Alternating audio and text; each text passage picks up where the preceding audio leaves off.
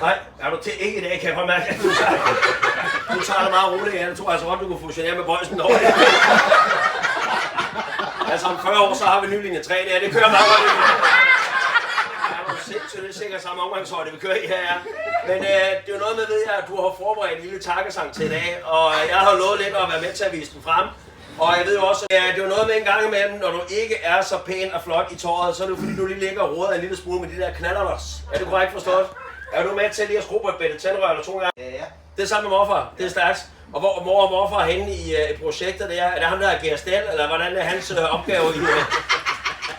Har du taget ham med her i dag? Ja, han sidder med den røde. Når han sidder alle genert, det røde hjørne i gang, ja. Er det dig, der lærer gutterne lige, hvordan man får boret den ud, så de kan komme lidt ud over stepperne der, som i gamle dage? Ja.